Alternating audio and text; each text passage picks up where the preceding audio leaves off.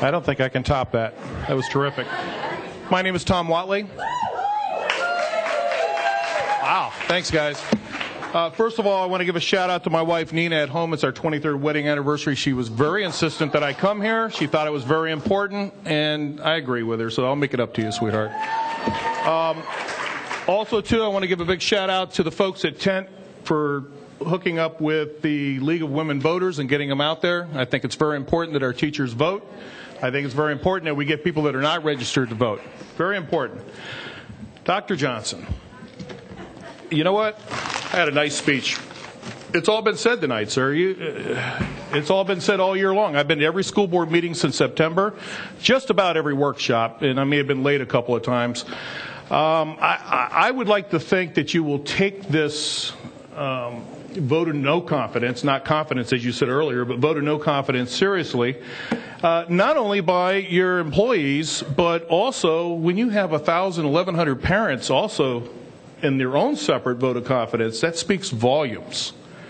That speaks volumes, sir. And what I'd like you to do, I'm not going to beat you up verbally. What I would like to do, sir, is for you to actually read some of the names and not put them on an enemy hit list, but read some of those names and read what was written, because some of those names you know, and I know you know them, and you probably respect some of those people. But sit back, sir, reflect, and say, what can I do as a leader of probably bigger than most corporations, 22,000 employees, to make myself better, to make myself accessible, to make myself more of a people person, because that's, I think, the number one problem. I think some people that I know that you know have told you, Art, you need to calm it down a little bit and start becoming more reflective for the people. Remember, we do pay your salary. This is not a private industry. I'm going to segue right over to Dr. Benaim. Sir, I've not touched you all year, sir. I've not said a word, any cross words about you or to you. I got to tell you something. If I were an English comp and syntax professor, and you're in your first year of college and you submitted a 3-line letter, you get a red F.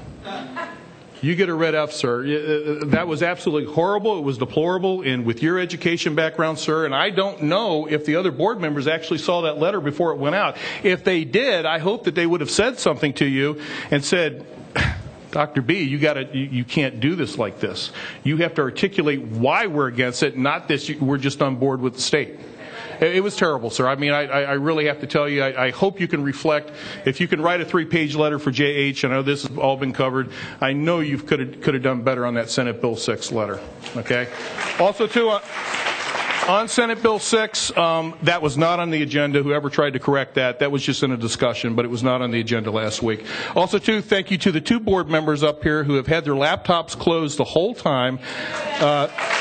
Madam Hill and Mr. Barberi have watched us. I've sat here and watched them eye-to-eye contact with every speaker up here. Thank you very much for not looking at your laptops. Thank you.